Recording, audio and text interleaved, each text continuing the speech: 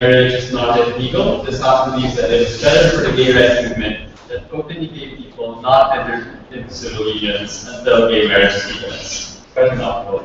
I'm sure you can read this better. With my Prime Minister to open today.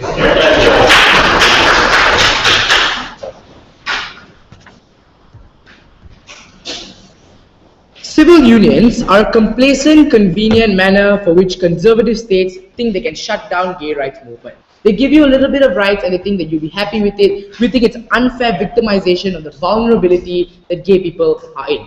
The oppression that they've gone through, the kind of discrimination that they've faced in status quo is something they've been fighting for, and I think we dilutes the cause after you just legitimately just go and enter into civil unions. Before that, a few clarifications. What is a civil union? It's a union where don't legitimately give you every single rights just as any straight couple out there deserves. For example, adoption rights. For example, migration rights, spousal tax benefits. All these things are non-existent when you enter into a civil union. You are not on the same pedestal as any straight couple. You are of a lower person. You are different. We think in these circumstances, we think it's perfectly harmful for gay couples or openly gay individuals to participate in such a disgusting act. Problems that are coming from side government. Number one, the gay couples who really want to be in love, who want to be recognized as individuals who can love within status quo, don't get the sufficient amount of rights as any couple sufficiently deserves. And number two, the level of complacency that you create once you accept this and how it's unfair victimization of the vulnerability. Two questions and two arguments for you today, Mr. Speaker. Number one, how do we best achieve equality? And number two, which side sets a good precedence for the gay rights movement as a whole? Number one, how do we best achieve equality? Before that, any clarifications? No, right. How do we best achieve equality? Number one, how is civil unions a bare minimum of rights? Because let's look at the purpose as to why civil unions were created to begin with. The situation with the United States of America especially, or Western liberal democracies in general, is that gay people have been fighting for so many rights that they actually deserve to begin with. We think in these circumstances, conservative individuals or conservative states, like 31 out of the 50 states who are conservative and dominated by Republicans in the United States of America, want to shut down all these kinds of activists and want to shut down all these kinds of things. We think that the reason as to why they were created is that they want to be silent about the rights. Why so? Because in the majority of these circumstances, the majority of people or the majority of population within the United States of America are conservative individuals. Only 19 states legitimately accept civil unions to begin with. That shows the majority as to who is conservative and who is liberal. The reason as to why civil unions were created is to allow gay marriages or gay couples to get a temporary form of happiness and victimize and control them when you give them a small form of happiness. Because the government needs to be seen as to helping every single individual. We think this is untrue. This is not true. Maybe you have seen as protecting people, but you're not really protecting people as a whole. Sit down. Other states, why? Because they think that and they assume that when you actually give them a similar amount of rights, or which every state actually give gay rights to every single individual, there will be a lashback of society. We think that governments are being scared and cowardly. We think it's only unfair. But even if in the worst case scenario, the governments did do it in the best interest of gay people, it isn't enough. Why so? Because let's analyze the Stockholm Syndrome. When you are kidnapped as a person, you've been harmed for so many times, and we give you a little bit of kindness, the victim falls in love with the kidnapper. Similar to this, when gay people have been harmed and discriminated, they've been oppressed for so many years, and you give them a little bit of kindness, they become vulnerable, they become victimized, and they think that this is the best thing in the world that's ever happened to them. We think this is untrue. Why? Because the rights that you're allocated are not the same as any straight couple deserves or any gay couple deserves. We think this is unfair. Why? Because I as a gay person, I want to be loved. And I've been fighting for that love. This is an avenue for me to love, but this avenue is not a correct avenue because the rights aren't allocated. I'll be more likely to go into this avenue because I want to feel the right to be loved. We think this is unfair and untrue, an unfair victimization of the vulnerability that gay people are going through. We think the emotional manipulation like statutory rape or the Stockholm Syndrome has the same amount of precedence or the same amount of level that comes to this. The conclusion is, to this level of analysis, is that they may be happy with what they are getting, but the problem is they're not really making a decision because they think that's all and the best thing they can ever get. We think it's unfair. We need to fight for more rights that these individuals deserve. They are not getting what they deserve. Why is this bad? This is the second level of analysis. 3 reasons. Number one, the mentality changes. Then more gay people assume that we've already won the war against discrimination. More gay people already assume that we've already got all the rights that we deserve. This induces complacency within gay people. The problem is we haven't won the war against discrimination yet. We haven't won the war against oppression yet. In these circumstances, how do we best facilitate that war? Before I move on, sure. He never gave up. He was fighting for more. Now Britain is already legal gay marriage. The problem with that is that within Britain, people come to civil unions, but they fought for civil unions alone. They didn't fight for gay marriages. They didn't fight for more rights. They were just happy with civil unions, so they wanted more civil unions everywhere. We think this is harmful because they're sufficiently happy with something that they shouldn't be happy. They deserve much more. They don't get what they deserve. We think it's only fair that they do. Second harm. Because the first harm is obviously they become complacent of the situation. Second harm is that what about the trade-off? And this is the trade-off they're willing to make. At this point in time, we can sacrifice a temporary period of them trying to fight. For a superior benefit at the end of the day, they get all the same tax benefits that any couple deserves. They get all the same adoption rights that any couple deserves. We think it's only fair to do so. But the third harm under this idea is that other people in other states don't get to be able to fight for. Because when it comes to gay rights movement, it's a collective effort. That every single individual needs to band together and needs to fight together for their one cause. When one particular party or one side of the United States of America becomes complacent because they're happy with what happens, all the other gays that are oppressed will never get the right they necessarily deserve because it's a collective effort. When 50% of them are happy with what the state is doing, they will have no incentive to continuously fight for the rest of these individuals. Second argument, how this sets a bad movement for gay rights movement? Because equality is never achieved. People are satisfied for something that they never really deserve to begin with. This is an unfair victimization and the vulnerability of these individuals. We think it's so. Because they don't need to push anymore, they assume that they're already happy. What happens under our paradigm? What does our policy do? Number one, we change the mentality that people will still fight for more rights. They'll still fight for getting gay marriages to do so, something that they really deserve to do so. What happens under their side? Because what is the importance of marriage? The importance of marriage or the unity, if you assume that all straight couples get the same rights, all gay couples get the same rights, together they're on the same pedestal and the same level as any other individual. Therefore, in those circumstances, there is no way for you to assume that you can oppress these individuals or discriminate these individuals because the government recognizes that they're all the same. You should never discriminate against one another. But the second harm under their side is that you dilute the entire clause of the gay rights movement. Because for years and years they've been fighting for gay, all these kinds of rights they deserve from gay marriages, gay adoptions, and all these kinds of things. At the end of the day, the cause or the principles that they've had will be contradicted because they haven't given temporary forms of happiness. We think this temporary form of happiness is not sufficient, it's unfair, it's a victimization of these individuals. When gay people are in a vulnerable situation and when the state becomes tactical and smart and tries to shut them down, we don't think gays should be gullible and fall into this hole. They need to fight, get out of this hole, and get the same rights as any straight couple does. We're extremely proud of this hole. Alright, thank you, Prime Minister. Recognizing you for the opportunity. Thank you.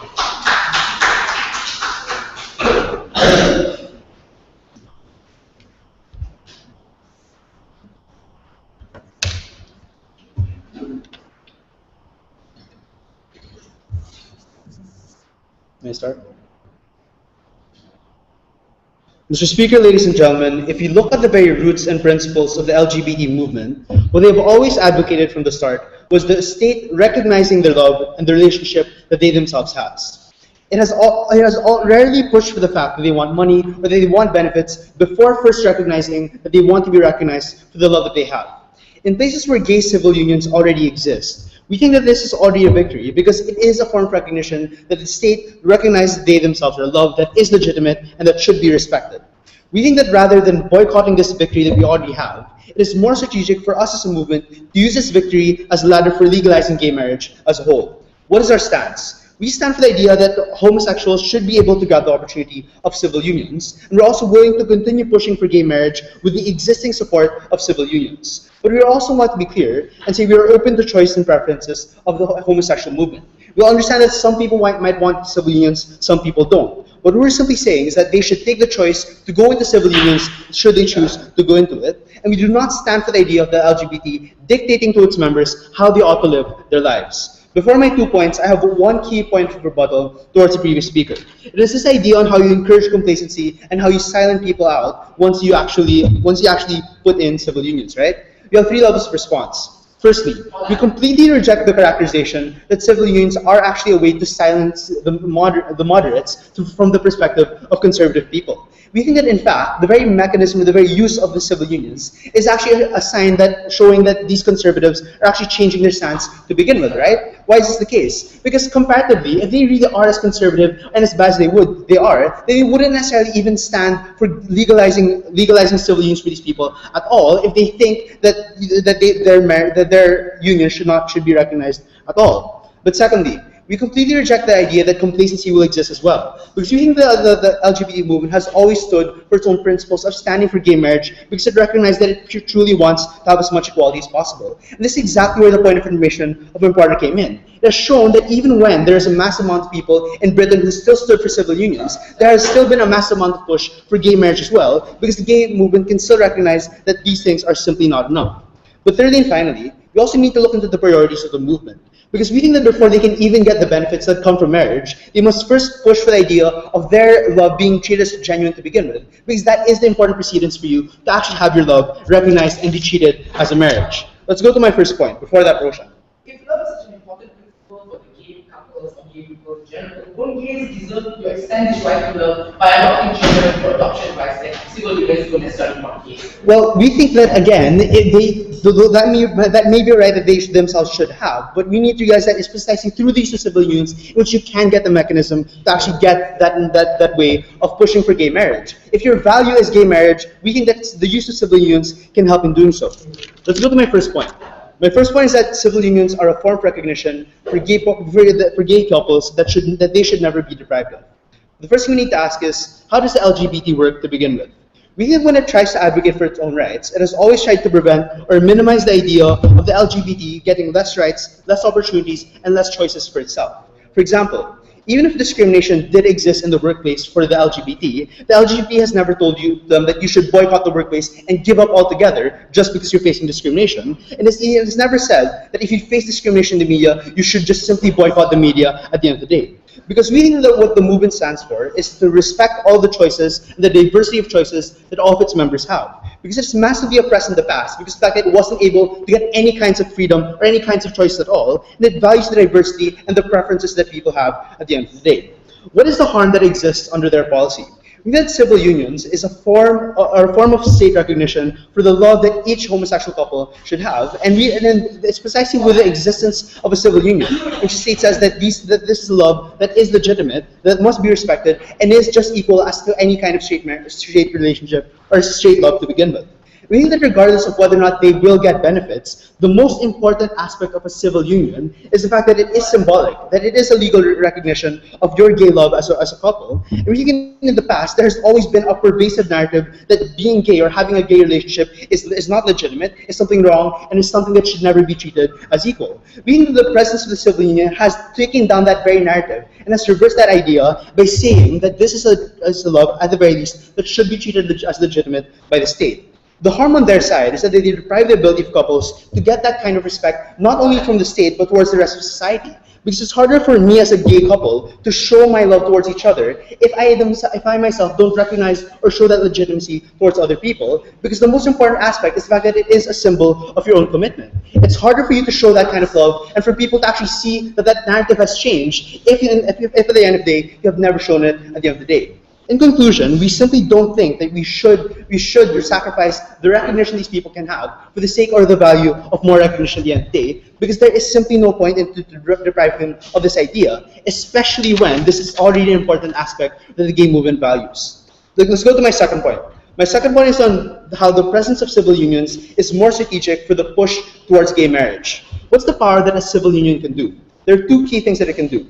Firstly, we think it serves as a precedence, because in the past, the people in the state did not recognize the idea of gay relationships before. We think that in the very way that the legislature or the courts make their proceedings or make their laws, it has always been based on jurisprudence, the idea of the things that have happened in the past and the actions the court have done in the past. And we think that when we as a movement grab the opportunity to say that this is something that is legitimate and should be respected at the end of the day, this is an important precedence for the gay movement to push for its idea of gay marriage. Because it's precisely with the idea of civil unions, if you can say that you treat us as a recognized relationship already, so why not treat us with the same benefits that other recognized relationships have at the end of the day? This is precisely the reason why in the US there has been a spread of even the most conservative states they're talking about of gay marriage being legalized, precisely because of that precedence and of that rhetoric being used by the gay couple. We think that under their policy, the state will simply ignore this precedent because no one is actually using it under their policy.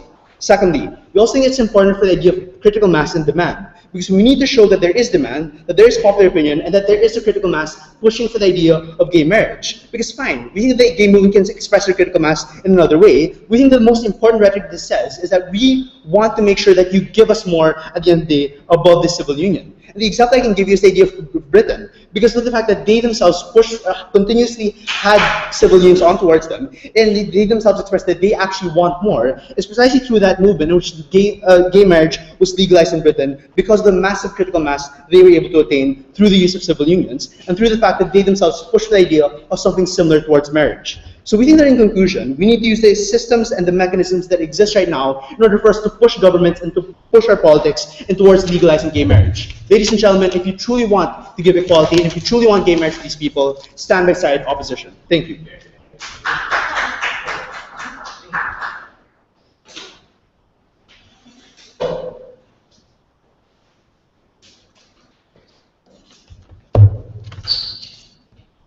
Yeah, I know.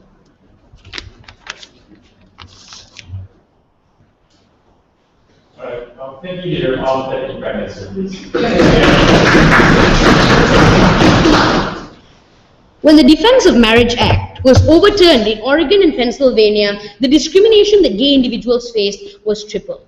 If the side that opposition wanted to take, and the stance that they wanted to prove in today's debate, was that it was also already a stepping stone they had already lost. Because the discrimination that these people face is evident. It's only pulling more gay individuals out to face more gay bashings within states that openly and heavy-heartedly face discrimination within society like this. We've already proven to you from the Prime Minister why civil unions have already been made. Because the states and state federal judges have a capacity and a tendency to want to be perceived as protecting everyone within societies like this. That's why they can't be biased, or they can't be too extreme in protecting gay rights. That's why they have to cater towards the conservatives as well as the gay movements within areas like this. That's why they only give some marital or some benefits in minimum stages. We don't think this should be recognized that this is illegitimate. I have one rebuttal before I move on to my three arguments, because all my other responses will be integrated between three questions that I'll ask in today's debate. Firstly, is this a stepping stone? My only rebuttal, right? Because civil unions, it incurs more control that the government actually has over the gay movement. Why so?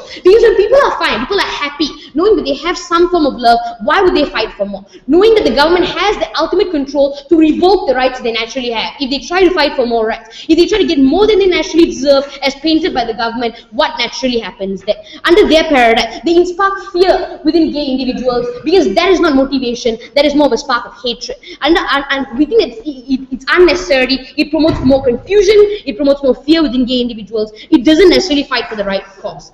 First question, no, after this. The importance of legal benefits that we're going to fight for, right? Under this, I'm going to prove how necessarily it's intrinsic to daily lives, how it concludes marriage is something that we naturally accept, how it promotes the very fact that we accepted the love of gay marriage, but not in this point of time, because it's illegitimate. Firstly, why did the state create them in a sense? To provide a set standard or the advantages that people deserve, and we recognize that they deserve once they get married, or that form of unity that they naturally promoted. It's different and based from country to country. That's why it's something that's worth fighting for, because this is harmful and it sparks complacency, something the leader of opposition didn't choose to respond to, right? Because civil unions don't have the capacity to provide enough, and they're not accountable to all the harms that gay individuals face at the end of the day. They don't take that much discrimination. They continue to fight for their rights in a minimum manner. They don't face, or they don't actually, they're not accountable for all the discrimination that they face. At the end of the day, it's unfair to the other 31 states, because when civil unions were created, it was done with the full consensus and the collective support of the people who fought for gay rights within the entire country. But it's diluted and it slowly decreased its power when there's more complacency, as more judges are being overturned, as more rights are being revoked into giving civil unions towards gay rights. So under their paradigm, there will be more victimization. If they were willing to fight for everyone to gain the legitimacy of having to profound their love, why weren't they willing to do it for everyone? We've already proven to you how this can extend to all states, because complacency dilutes the very power that the civil unions or the gay right movement movements has within the United States of America or has within any other country within society. No, after I conclude this argument. This elevates gay crime rate, it elevates the hatred that is naturally possessed within these states. Because in the 19 states that have already accepted civil unions, there's already more victimization, there's more discrimination and more gay bashing that occurs within these areas. We don't think this is something sacrifice, the word sacrificing. Because when people see that civil unions is some form of gratification, people are more willing to come out of the closet. People are more willing to think that that's something worth sacrificing for being an openly gay individual. We side with them for being within the closet under these paradigms because it victimizes them even more. It harms people who openly approve themselves as gay even more because the society is not necessarily understanding of it. Before I move on, yes. And before, there wasn't any gay civil union, and now there is. This is the efforts done by the gay rights movement. Why would we be discouraged if now they're going to be encouraged by the fact that the movement is slowly becoming successful because of their efforts? Because if you try to fight for more than what you naturally have, your rights will be revoked. For people to understand that every average individual or gay people or couples within society don't necessarily have the tendency, because all these things is the moment they get that the right to marriage, or the moment they get the right to profound their love in public, that is it, right? We don't think this is necessarily something we should promote. We want all forms of equality, which is something inside opposition hasn't proven to us from the leader of opposition speech. So in the conclusion of this argument, there's more victimization. Legal benefits in itself segregates people from society. It gives opportunity for more discrimination. But secondly, does this incur complacency? Because the contention that came from side opposition was that civil unions in itself already give some form of motivation towards people. But we already pushed to you from the very beginning of this debate, if it's harder to promote love, and it's harder for the very fact that in our society where people are not within civil unions and it's already harder for them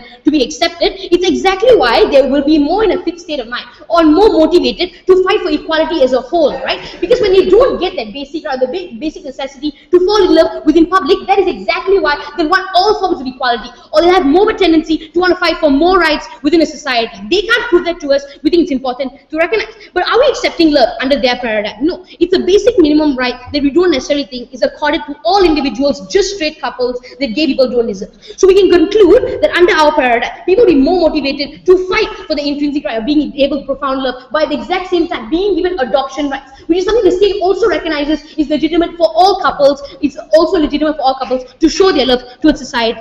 To the third argument, do we push towards gay marriage? Because the argument that came from them, this is when I clash directly with this case, is that laws are always made based retrospectively. Laws are always made based on things that happened in the past. That's why we have a precedence that's already set.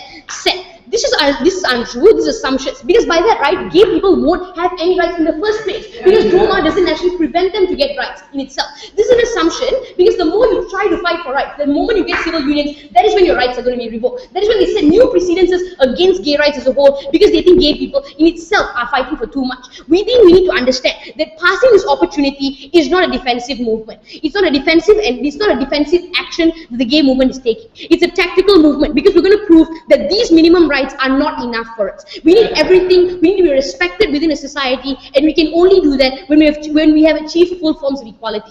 Under their paradigm, they assume that the law is always siding with gay marriage. The same way that DOMA was already overturned. The same way we always overturn laws when we seek better forms of justification as to why it's naturally done. We can set the precedence, but not now. We need to set a precedence that's impactful towards the rest of society. If we're going to make a name, and we're going to set a precedence that gay people deserve rights, it's for a universal forms of rights. It's for rights that are accorded to everyone, not just civil union. That is when you set your precedence, not necessarily now. It's illegitimate. The precedence that you set in itself is already flippy. It's already fluffy at the end of the day, because the precedence that you set is only extensive to civil unions. If you want courts to side in the future with gay people and gay movement rights, we need to set the precedence in time when everyone deserves everything that they naturally need, not now.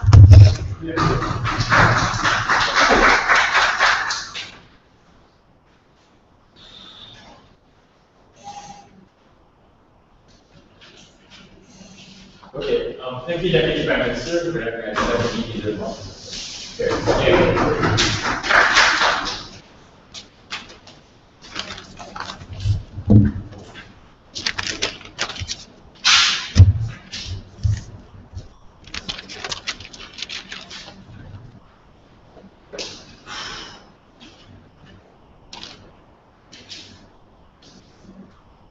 Because I have a lot of things to say, I want to go straight to the 3 points of rebuttal at the end of the day. First, whether it will be a stepping stone or not, because that was the main contention coming from the previous speaker. And I have two levels of response. If government says that government will stop, and we say if government says that on their side people will stop and be complacent, and on our side we find that it serves as a stepping stone, we need to solve this deadlock. And we solve this deadlock by asking the question, what is more likely? We believe that there's a historical precedence and we need to analyze why it actually happens at the end of the day when it's a gradual step to actually getting that legislation. Because we tell you the idea or the extension analysis coming from a leader of opposition, where there's an idea of popular opinion and critical mass, rather than you guys saying that it's explicitly something that is wrong, or something that explicitly sends a narrative that is something is supposed to be ashamed of. We believe it's more likely on our side it's going to serve as a stepping stone, rather than them magically finding that way to solve into magically finding the legislation to legislate this gay marriage at the end of the day. We believe it's more likely on our side when you allow people to have the gradual stepping stone or gradual acceptance of these things, when there's a popular opinion, rather than you saying that a lot of people actually want it, rather than you saying that no one wants it at the end of the day. Because it's what legislation happens when the people feel, or the government feels, that there is a greater need for it in society now. You'll never have that on your side when you have, or when you see that people are not engaging in relationships, or people are not engaging in civil unions at the end of the day. But the second level responsibility, even if it's better if it's not pressured or actually forced upon by these movements. Why? Because if you look at the cases like Canada or whatever, when they have the Proposition 8, these things were naturally made in organic growth. Why is that? Because the Canadian legislation felt that it's actually something that they have to assess on their own terms, rather than people dictating to them what legislation should be there in the first place. The reason why gay marriage was legalized in Canada, because after the years of them actually assessing it on their own level or their own pace, we believe that's the only time they realized, oh wait, this is unconstitutional, and that's why we should revoke this Proposition 8, and that's why I should legalize it. These are natural organic growth or steps for you to actually have that legislation, rather than movements forcing you or pressuring you to do that, whether like, boycotting, whatnot. Second thing I want to rebut, the idea of discrimination and victimization. Other than it having no grounding or logical leap, no thank you, we believe that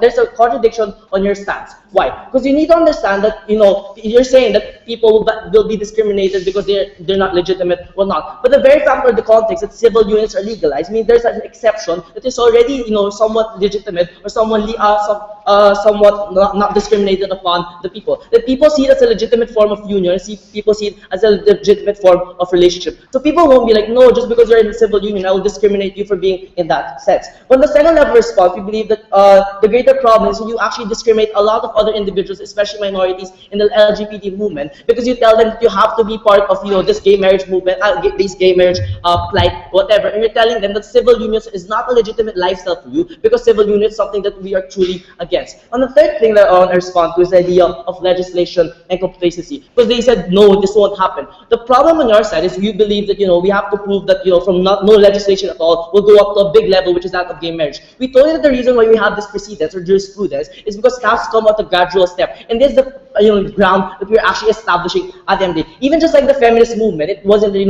women had rights immediately. This had to go to a gradual step and stepping stone when you have that foundation set at the very end of the day. We believe we are just setting the foundation, which is that of the civil unions, and we do not want to reverse the trends that we have already established. Because what will the legislative body say? You guys are fighting for, these civil unions, and now you're telling me that you don't want civil unions at the end of the day. These are contradictory, stances coming from their side.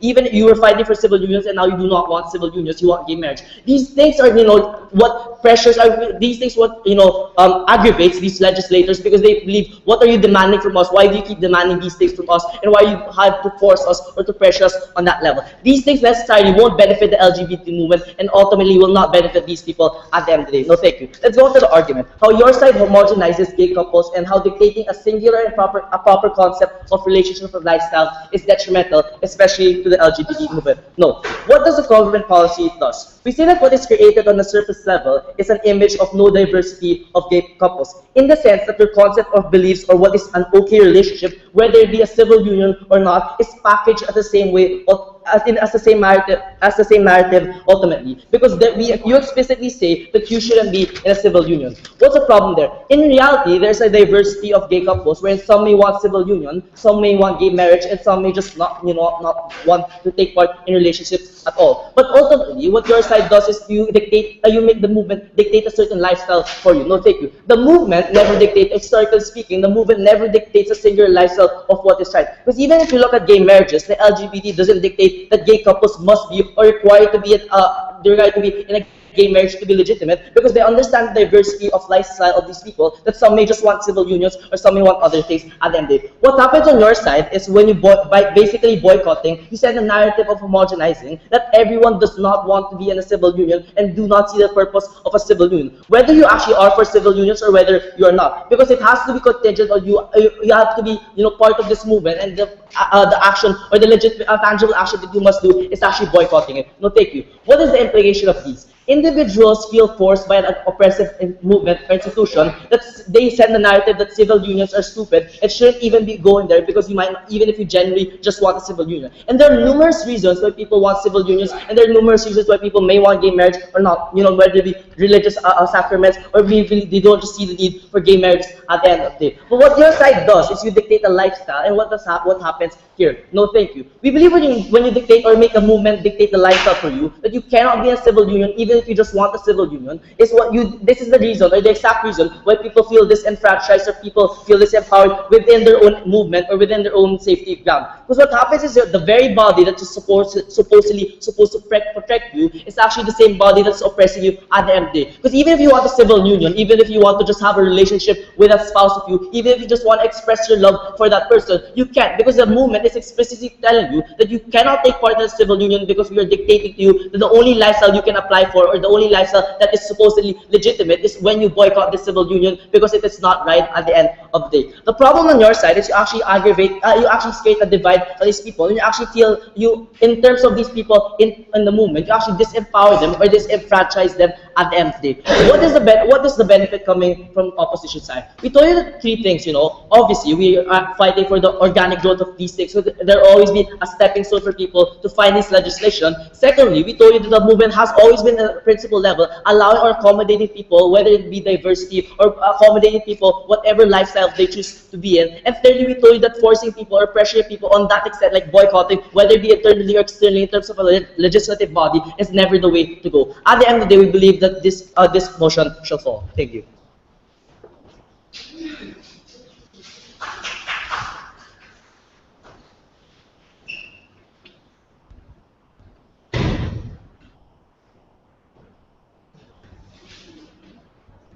Alright, thank you. Let's leave your opposition from government.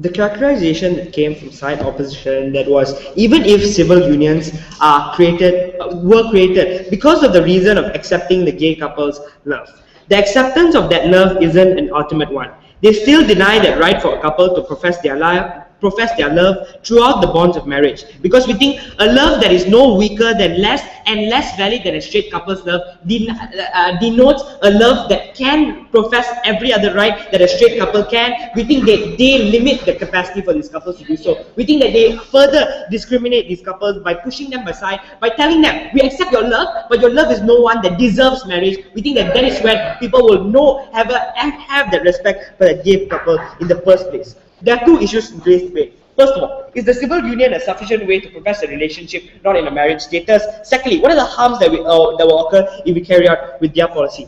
First issue, the first level. What they wanted to talk about was the idea of how we recognize that relationship and that love through civil unions, and this is good enough because it's better than nothing. That's basically what they say. We think that this is nothing. That's not enough. First of all, this isn't acceptance. It's a form of sympathy that the state is giving to the gay couple. We think this is not what they need. They need acceptance for that full level of getting married, and they need that acceptance for the love, for them to carry out the process of marriage through love. Then what's the point of the love? Then it's not about kissing your boyfriend in the street. It's about professing that life with that person for the next 10 years or 20 years of your life. We think that that's where you respect that couple in the first place. Secondly, it's a partial and minimal form of acceptance, which acts as an implicit form of discrimination. Even if the state doesn't denounce it that, oh my God, if this gay couple should be discriminated. It's an implicit form of discrimination because the people will feel that way because they're no same as me. They don't get the same tax benefits. They can't have children. They can't even adopt children in the first place. These are forms of things that the other straight couples would think, and you cannot change the mindset of society because you failed in your policy. The second level to this issue is complacency. But before I move on, yes, sir. We never said that civil unions put it out. What we said is we want to use civil unions as a stepping stone towards getting legal marriage. Yeah. Don't go against any of the benefits of legal marriage. Yeah, that's when you were decisive, and I'm coming to that now. It won't happen. They told us that they will still fight for that for the gay marriage and coming up to that status of any other straight couple as what he provided me. They will get too comfortable and feel satisfied because they were in a worst off situation before this. Before having the civil union, there were people that were discriminated, that people cannot profess their love in society, in the public area, so they will have to opt in. You take over that vulnerability, that state of irrationality that these people have, because that desperation, that sadness that people go through when they cannot profess their love like any other couple can. So you force these people, you take over their emotional state by forcing them into going into civil union that will rather get complacent, or rather another word to use is get too comfortable at the end of the day. This is harmful because the state takes over and creates a policy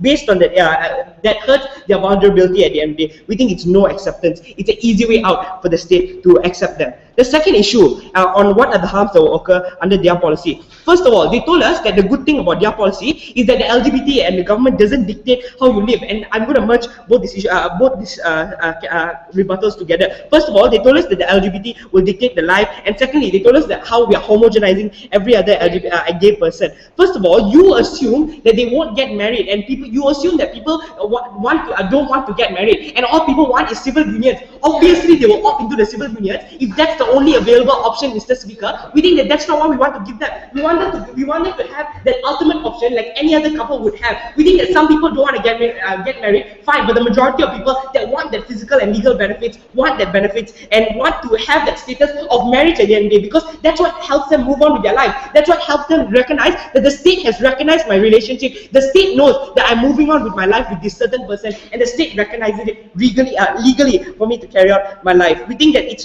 immoral for the state to take over the irrational state that these LGBT people are facing, because they don't have a choice at the end of the day, and they assume that they do. Second level to this issue, have a seat, sir. It's not a form. The second level to the response is that it's not a form of dictating. It's a form of guidance the state wants to provide for them. It's not a dictation. It's not a dictatorship when we tell you that no, civil unions is not enough. We need gay marriage. It's a form of guidance. But in what's the best interest for this LGBT community, and what's in the best interest for these LGBT people who want marriage, who want that form of equality? What equality is it when you give them, when you accept that love, but then you don't give them the same rights as any other person have, because you're still placing them in a lower pedestal? You're still telling them that the love is not enough for me to grant you a status of marriage. But we think that with civil unions, it harms the entire gay community. As we told you, like if only 19 states in America, in United States of America, accept gay marriage according to the Defense of Marriage Act. But we think that the rest of the 31 states, under their policy, will be complacent and not care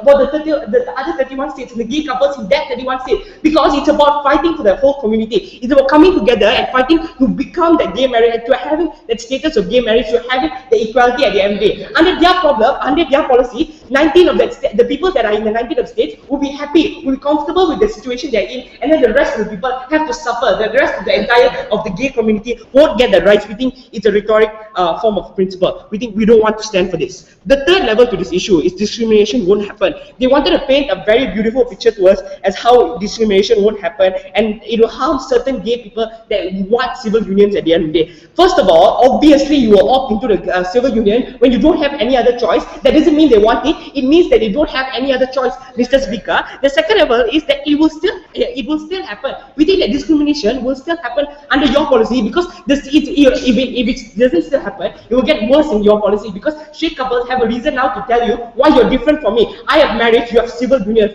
What is that supposed to mean? We think that straight couples don't have a necessary incentive to take you into society, to have you believe that you are no other different than me. We think that this is when you will harm the capacity for that marriage, and you don't accept that marriage server for them. Are you saying that people get married not only to kiss in the roadside and not get that legal benefit or physical benefits that any other couple get? We think that some people just get married just to get the legal benefits and tax benefits that the state wants to offer to them. The state will help you profess your love love and help you carry out your life through marriage with these tax benefits and things like adoption rights. We think that when you carry out civil unions, you deny these people, you limit their capacity to act as married couples, to act as the people that want to carry out their relationship because together, and so on and so forth. We think that these are the things that will be limited under civil unions, but the discrimination even gets worse. Why so? Because straight couples don't have an incentive or wouldn't take you in as a person that will have that same level of benefit. You will see that person who gets medical benefits. You will see that you will see the straight couple having thousands of children, but then you cannot have that same children because we think that love will be proven to have lesser strength, and we think that the state is not giving them any acceptance. It's a form of sympathy that we don't think these gay people deserve.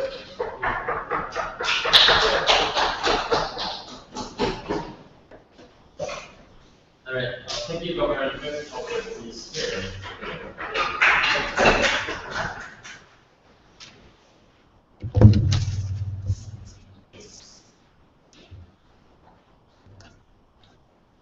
Government side has two problems that will cost them this debate. The first one is the fact they have misunderstood most of this debate and they have misrepresented most of the things that opposition has said.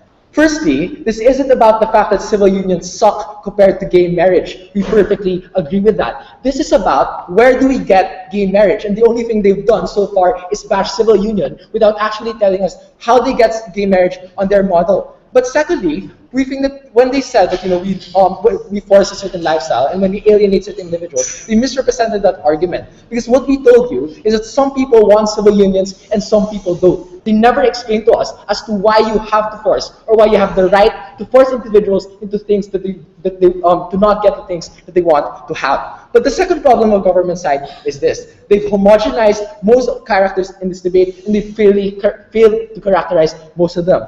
Firstly, they characterize the LGBT movement as a very complacent movement. We think that this is flawed, and we don't think the movement is someone who is not desperate. Because for as long as we can remember, the gay movement has always fought for the legalization of gay marriage. They've had a lot of failures. They've been discriminated constantly throughout society, but right now, they still haven't given up. No, thank you. We don't think that just because they're going to have civil unions, they're going to give up, right? Because, for example, in France, in Britain, they were given civil unions, but the movements there never gave up. And eventually, in those countries, now there is gay marriage. We don't think that these movements are complacent and they have no right to just deteriorate their image. But secondly, they said that the government is someone who is evil and just wants them to shut up. We don't think that this is the case. Because if the government wanted the movement to shut up in the first place, they would have given civil unions a long time ago when the movement was still like really noisy. But the thing is, civil unions are just a recent benefit. It's just a recent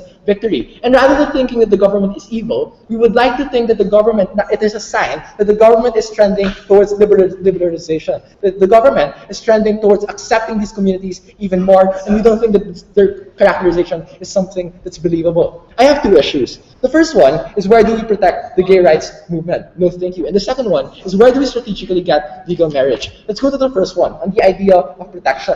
Because they said that civil marriage is not enough and not equal to marriage, and this leads to all sorts of discrimination. First response is that yes, we perfectly concede to the fact that gay marriage isn't enough, but we think that on a very basic level, what the movement cares about more is the fact that your relationship is respected and not all of those economic benefits they've tried to pursue, right? We think that these economic benefits are important, but first and foremost, what the gay movement wanted from the very beginning was simply for the relationship to be recognized. Civil union is that recognition of the relationship. And as a movement, we think that we have very much the right, and we must have the capacity to be accepted and be legitimized first and foremost before pursuing these other things. They never responded to the harm that if we don't get civil unions, it is very much these people will remain unrecognized, that these people will remain illegitimate because you're telling them that you shouldn't take the chance or you shouldn't take the ability to get a civil union. The only thing that you're going to have is unrecognized couples in society. No, thank you. But when you're going to talk about the problem of discrimination, that's something that's a lot worse, right? Because on their side, no thank you, these couples are illegitimate. These couples are not state recognized at all, and they never gave us any mechanism to mitigate this harm. So now, people actually have a fact to back up the discrimination. I can call you out as a sinner. I can call you out, no thank you, as illegitimate. I can call you out as someone who doesn't have a right to be a couple because you're not united in a civil way. You're not united in a very legal way. We think that on a basic level and a comparative level, our side actually prevents that form of discrimination when we embrace this idea that the state recognizes us. Now, people cannot discriminate against us anymore because I can tell them that I am civilly united and I am state recognized. No, thank you. So we think that the conclusion of this issue is simple. We think that we presented to you a lot of harms, but they never really expressed how the benefits outweigh these harms, given that there are a lot of alternatives in place anyway. And this leads me to the second issue, on where do we get legal marriage more strategically. Because the basic characterization given to them, something that was repeated throughout the debate, was this idea that the movement is going to be complacent and they can be controlled by the government and all of these things. But before I go on. So when you have to characterize the gay we told you that under a law model, people become comfortable and the gay rights movement will become complacent and weaker. You have to deal with characterization. Yeah, that's the problem. Why are you assuming that these movements are going to be complacent? Why are you assuming that these movements are just going to give up? We don't think that it's never going to be the case. No, thank you. Because we don't think that's ever going to be the case, right? Because for as long as we can remember, the movement has always fought. The movement has never given up. And when we get more rights, we actually try to get more. And this is why we think that instead of making them complacent, what we're doing on opposition side is encouraging them a lot further. Because on their model, if they're doing a lot and nothing is going to happen, that's something that's going to discourage me. But if I'm doing a lot and I'm actually getting all of these benefits, like the right for you to have a civil union, those are the things that will actually encourage me to do a lot more, to push myself more, because I know that my efforts are actually successful. That's how you encourage the movement. You don't encourage the movement by depriving them of the victories that they fought for so many years. But here's the thing.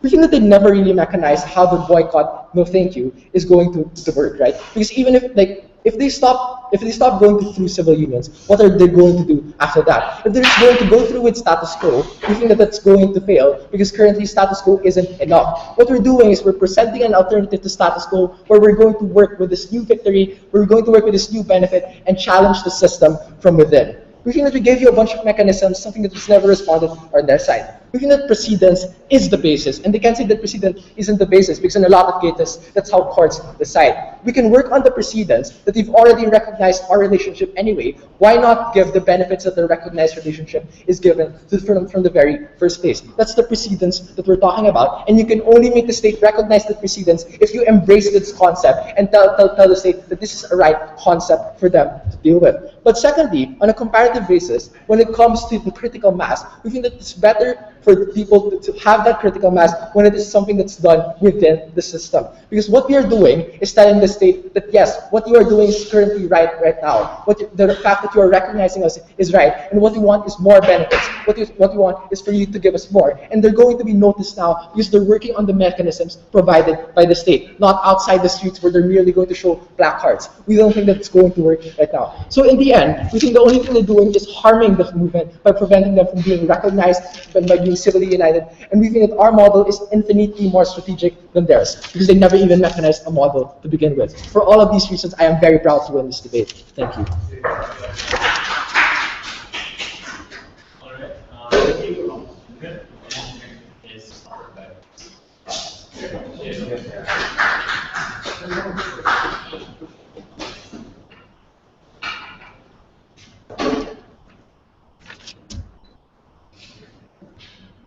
To conclude this debate, there are 2 points of summary I want to look at. Firstly, where can we best push for gay marriage? And secondly, where can we best protect the interests of the LGBT? Firstly, where can we best push for gay marriage? From the start of this debate, I just want to point out on how said government has never proven to us or given to us a clear solution or a clear alternative movement as towards pushing for gay marriage to begin with.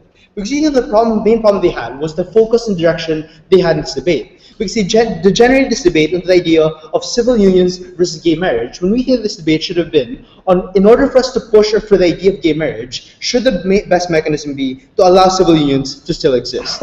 But let's go into the main case that they had on how it's worse off when the civil unions are worse off, because of the idea that you'll encourage complacency for the LGBT and for politicians. Firstly, we don't think that it is realistically true, because realistically I've given to you already in my speech the comparison on if you were actually conservative and were as bad as they like to believe, then they would have never actually given you civil unions to begin with. And we've consistently told you the LGBT movement has always been resilient and has been even more resilient to the idea of civil unions now that they have had civil unions to begin with, and they're still constantly fighting for gay marriage. But secondly, whether or not that characterization was true, what we've still proven to you was the very aspects that are needed for you to push for gay marriage. The idea of critical mass and the idea of normalization. And what we've explained to you was how the presence of civil unions is extremely important in order for that to be attained. So why do we win? Firstly, we think that when it came to the massive deadlock of characterizations, when it came to the idea, will the LGBT be complacent or will it not, what was needed is to actually give us actual evidence as to why the LGBT would not be actually,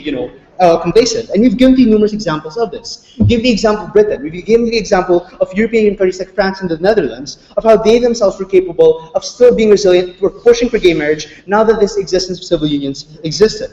And they've given us no response towards the evidence that we've given to you in this debate, and they just continued on with the rhetoric they pushed to you.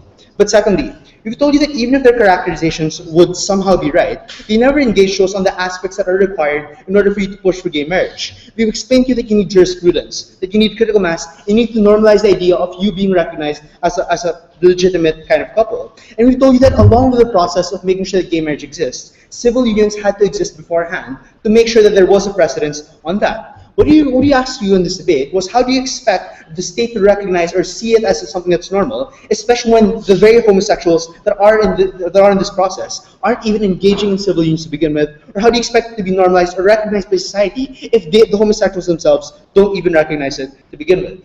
The only response we heard from the Deputy Prime was the idea that you need a presence that is extremely impactful. That's extremely vague from his response alone. Because what other presence do you have, or what other mechanism do you have to solve this problem, and why is this actually not enough at the end of the day? Let's go to the second issue, on where can we protect the interests of the LGBT. This is the 50% of the debate they missed out, coming from my speech alone, from my deputy leader of opposition. The main case that we heard from them was the idea of victimization and discrimination, which is completely ungrounded and had no clear evidence as to how that would work. But we've told you that, one, their characterization goes against them. Because if they themselves can see that we exist in a trend right now which does accept civil unions, then it's precisely that trend in which there is an increasing amount of acceptance towards homosexuals to begin with. But we've told you that even if that was true, what is the best way to actually ensure that discrimination will be solved? We've given you the comparison from my opposition whip and the deputy by telling you that greater discrimination will happen if you deprive them of all possible opportunities to get their recognition across. And it's much more likely for recognition to be more likely to happen, to be normalized, once more people actually become homosexual and express their love through a civil union. So why do you win this issue? Because you were the ones who only gave you actual analysis on the interests of the LGBT. In my speech, we told you that there is a symbolic recognition of their love, and why that is the LGBT's main priority. They never weighed out on what was the LGBT's main interest. And for my deputy, we also told you how you homogenize them as a whole, and how that's extremely harmful for getting support, or for making sure that these people can become happy. We told you that you get the best out of both worlds, because these people who want marriage can use it as a stepping stone, while those who already have civil unions can already use it to attain their own happiness. Ladies and gentlemen, if you truly want to do what is best for the LGBT, if you truly want the best push for gay marriage, stand by side opposition. Thank you.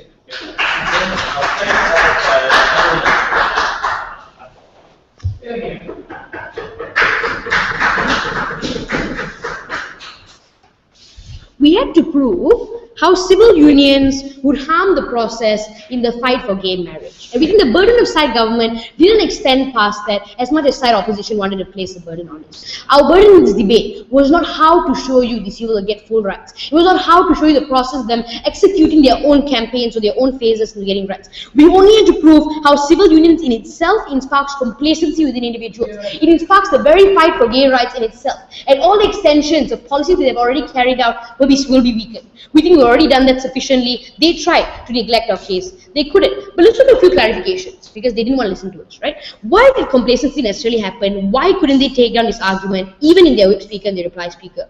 Because we proved the phases of motivation that the LGBT community necessarily has is now gone. wanting to have marital benefits, wanting to profound your love within a society that is recognized is the motivation that was necessarily there. Under their paradigm, the civil union or having to be within the civil union in itself takes this out, right? Because knowing that you can already profound your love within society, you can already recognize as having to love that other person in itself already takes complacency into consideration. Because people are already happy. People are motivated to find more because they don't understand the need of being within equal platforms. But another reason why they lost, before I move on to my 3 questions, is the contradictions that they made. Because firstly, they tried to tell us there was a stepping stone towards gaining actual rights. But I quote the third speaker on how economic benefits in itself are nothing more than a waste of time. They tried to prove to us that economic benefits was something not worth fighting for. Then what is your stepping stone falling at the end of the day, Mr. Speaker? If they were only standing for people having profound love in status quo, then they already have civil unions for that. What is your stepping stone actually going to achieve at the end of the day? We better provide solutions. We told you how civil union harms the process of people wanting to fight for rights. We proved to you that the other 31 states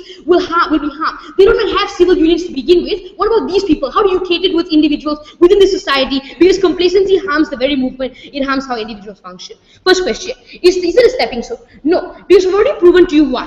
Because acceptancy gratifies control. It's harder to fight for your own, harder to fight for extensive and more rights. Because they try to say that the legislative will assume that you're contradicting your stance. Well, how will they react when you've already given them something that in a minute version of what they've demanded for so long under these paradigms? The legislative is not going to accept the very fact they're trying to promote even more rights at the end of the day under their paradigm because they've already assumed they have done enough for the gay community. We don't think this is an offer worth accepting. But the second question, should we take people's mindset into consideration? Because the entire plethora of examples that came from them was that people are being dictated by the gay community. We can't allow them to fight for these individuals because we don't dictate how you function. This is when we told you it's a guidance because people are vulnerable. They conceded to this when they agreed that people want to profound their love in public, where people are openly discriminated and they have the need to have some form of acceptance but not full forms of acceptance because even little is too little is already enough. So these individuals are vulnerable. The state in itself is taking control. The same way we do things in statutory rape, where we don't accept your, we don't include your consent into considerations. So we tell these individuals that it's in the greater good for the movement to fight for more rights in the future. This is how we affect the community. This is how they strengthen the community.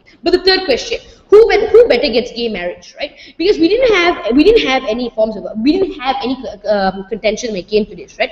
Because we try to tell you that when gay communities don't dictate individuals, when we already guide them, when we add value to the fight of wanting to fight for those marital benefits, or wanting to fight for getting marriage as a whole, all of this is gone when people are already fine with having to kiss that person on the side of the street, or having to have that opportunity to actually be publicly recognized as having love. When people recognize your love in an illegitimate form, this is when it harms the fight for gay rights. We had to prove how civil unions harm the process of fighting for gay rights. We don't think that side opposition understood our burden. They didn't respond in a manner of which was justified. We think we won this debate.